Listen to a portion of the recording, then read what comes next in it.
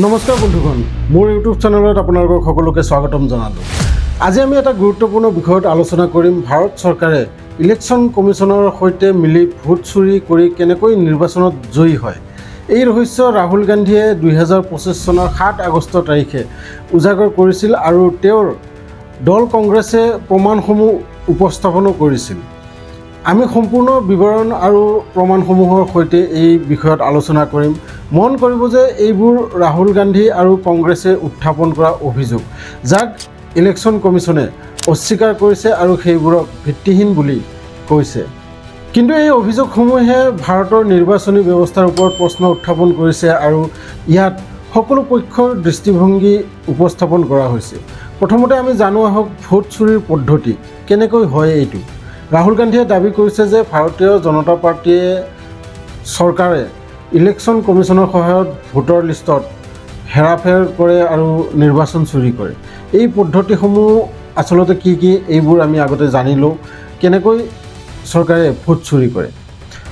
তো duplicate voter, একেজন ব্যক্তিৰ নাম একাধিক পলিং বুথত যোগ কৰা হয়। উদাহৰণস্বৰূপে কৰ্ণাটকৰ মহাদেৱপুৰাত গুৰকিৰত সিং ধাম নামৰ এজন ভোটাৰৰ নাম 4টা পলিং বুথত পোৱা গৈছে। ভুৱা আৰু অবৈধ ঠিকনা, ভোটাৰসকলক ভুৱা ঠিকনাত নামভৰ্তি কৰা হয়। উদাহৰণস্বৰূপে কৰ্ণাটকৰ মুনিৰেড্ডি গাৰ্ডেনৰ হাউচ নম্বৰ 35ত 80জন ভোটাৰ নামভৰ্তি কৰা আছিল আৰু সেই ঠাইখনত মাত্ৰ এটা 10x10 কোঠা আছিলে আৰু সেই কোঠাটোত এজন ফুড ডেলিভাৰী বয় থাকে, যিজন ৱেষ্ট বেংগলৰ আছিল আৰু তেওঁ সেই ভোটাৰসকলৰ বিষয়ে একোৱেই নাজানে। আৰু ইণ্ডিয়া টুডে এইটো তদন্ত কৰি সুনিশ্চিত কৰে। এটা ঠিকনাত বহুত ভোটাৰ, এটা ঠিকনাত অধিক সংখ্যক ভোটাৰ যোগ কৰা। উদাহৰণস্বৰূপে বিহাৰৰ নিদানী গাঁৱত হাউচ নং 6 আৰু বুথ নম্বৰ 161, য'ত 947জন ভোটাৰৰ মাত্ৰ এটা ঘৰত নামভৰ্তি, কিন্তু গাঁওখনত শ ঘৰ আছে। অবৈধ ফটো আৰু বিৱৰণ, ভোটাৰৰ ফটো আৰু বিৱৰণ ভুৱা বা ভুল। ফৰ্ম 6ৰ অপব্যৱহাৰ, নতুন ভোটাৰ নামভৰ্তিৰ বাবে ব্যৱহাৰ কৰা ফৰ্ম 6ক ভুৱা ভোটাৰ যোগ কৰিবলৈ ব্যৱহাৰ কৰা। উদাহৰণস্বৰূপে শকুন ৰাণী নামৰ এগৰাকী মহিলাই দুবাৰকৈ ভোট দিয়াৰ দাবী কৰে, কিন্তু ইলেকশ্যন কমিশ্যনে কয় যে তেওঁ এবাৰহে ভোট দিছে। ৰাহুল গান্ধীয়ে দাবী কৰিছে যে কৰ্ণাটকৰ মহাদেৱপুৰাত 1 লাখতকৈও অধিক ভুৱা ভোট যোগ কৰা হৈছিল, যাৰ ফলত বিজেপিয়ে বেংগালুৰু চেণ্ট্ৰেল লোকসভা আসনত জয় কৰিছে। তেওঁ কয় যে এইটো এটা গুজৰাট মডেল আৰু মহাৰাষ্ট্ৰ, হাৰিয়ানা, বিহাৰ আদিতো একেধৰণৰেই হৈছে, য'ত কংগ্ৰেছে অপ্ৰত্যাশিতভাৱে পৰাজয় লাভ কৰিছে। বিহাৰত SIR অভিযান, ভোট কাটি দিয়াৰ অভিযোগ। বিহাৰত ইলেকশ্যন কমিশ্যনে স্পেচিয়েল ইণ্টেনচিভ ৰিভিজন অভিযান চলাই 65 লাখ ভোটাৰৰ নাম কাটি দিছে। ৰাহুল গান্ধীয়ে দাবী কৰিছে যে এইটো ইনষ্টিটিউচনেলাইজড আৰু দৰিদ্ৰ প্ৰৱাসী সংখ্যালঘুসকলক লক্ষ্য কৰি কৰা হৈছে। উদাহৰণ, বিহাৰত মহিলা ভোটাৰৰ নাম অধিক কাটি দিয়া হৈছে যদিও পুৰুষসকল অধিক প্ৰৱাসী।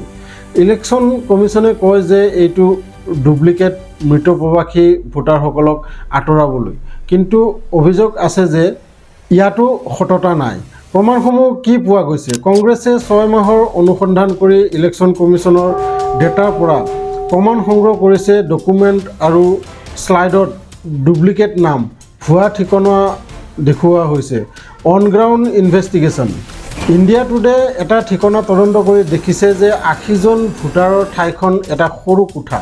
ৰাহুল গান্ধীয়ে প্ৰেছ কনফাৰেন্সত 7 আগষ্ট 2025ত প্ৰমাণ উত্থাপন কৰিছিল, যে য'ত তেওঁ দাবী কৰিছিল যে কংগ্ৰেছে 7 ফুট ওখ ডকুমেণ্টৰ পৰা এইবোৰ লাভ কৰিছে।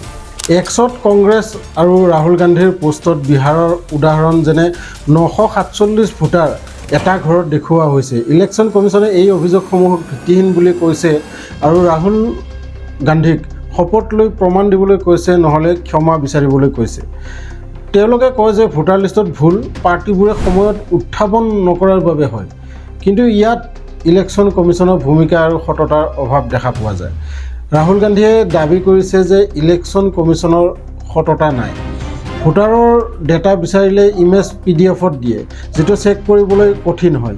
পলিং বুথৰ CCTV ফুটেজ 45 দিনৰ ভিতৰত ডিলিট কৰি দিয়া হয় আৰু ডিজিটেল ভোটাৰ লিষ্ট মুকলি নকৰে। তেওঁ দাবী কৰে যে এইটো এজন মানুহ এটা ভোট নীতিৰ উলংঘন আৰু সংবিধানৰ ওপৰত আক্ৰমণ। এই অভিযোগসমূহে ভাৰতৰ লোকতন্ত্ৰৰ ওপৰত প্ৰশ্ন উত্থাপন কৰিছে।